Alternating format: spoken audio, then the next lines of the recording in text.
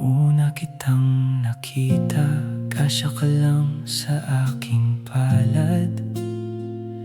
Munting nilalang natakot pa sa bawat hakbang. Araw-araw kitang pinapakain, kinakarga, inaalagaan. Hindi ko namalayan, ikaw na pala ang saya ng aming tahanan. Makulit ka, lagi mong kinakagat ang tsinelas at medyas.